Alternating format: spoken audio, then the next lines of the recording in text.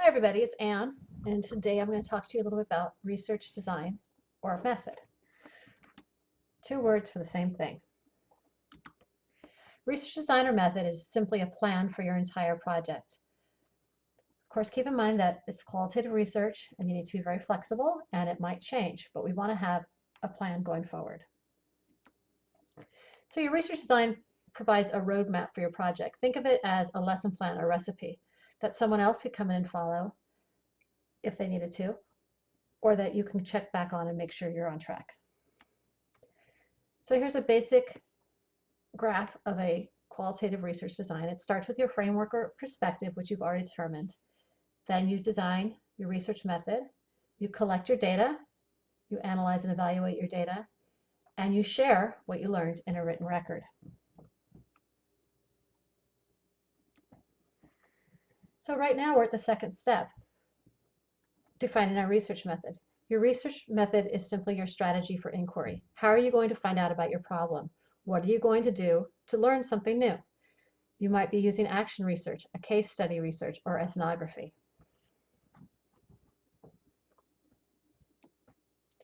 One of the important things we want to talk about in our research design is validity, and that's exactly what it sounds like. It's the truth of the matter. So there's two kinds of validity.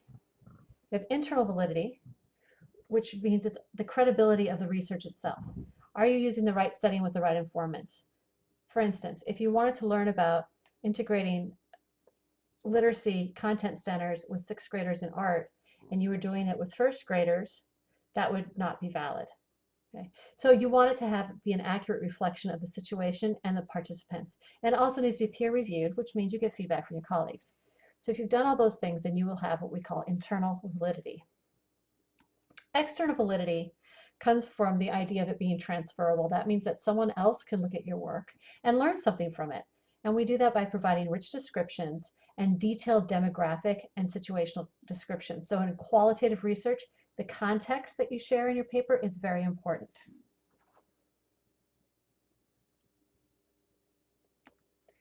So in order to get validity, remember, think credibility and transferability. We want to listen and observe carefully as we collect our data. We want to be honest. We want to make sure we're accurate. We want to get feedback throughout the process, seek balance, and write accurately.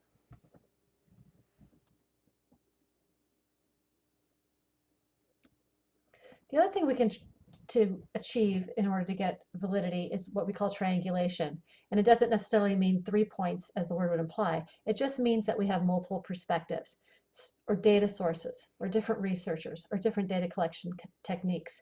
What it means is that we want to, in our theoretical framework or perspective, have a couple ideas that we're working from, have more than one data source. If you're going to do observations, you should also do interviews. And then the strongest evidence for credibility is dependability and transferability. So triangulation just means having a lot of data points from a lot of different places that we can look at.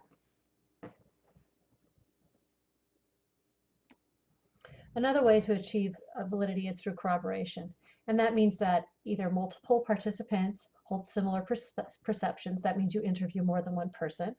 Or that the same informant, the same participant, maybe responds consistently to different questions.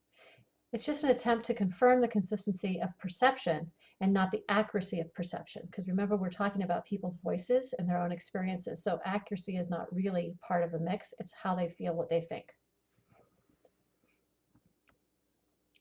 So the next step is your data collection technique. What collection technique will you use? Are you going to do interviews? Are you going to do observations? Are you going to do documents? Something else?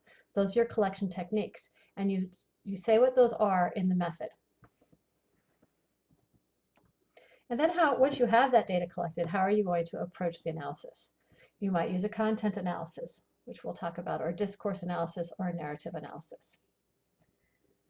And then finally, you create a written record, which in your case is an APA formatted final project. And this is the model in perspective for you, so you can get started on your research method. So now I've taken the model and I've flipped it upside down. So what you can see is a lot of the things you've already created. At the top, you'll see that you have your framework or perspective, which you created already. So you have that piece in draft form ready to go.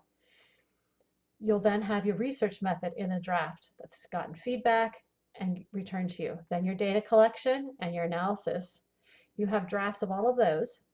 So then you're going to compile those into a concise paragraph or two that describes what you did, with whom and where you did it, and why you did it there with them. That is your research design. And that becomes the method section in your APA style paper.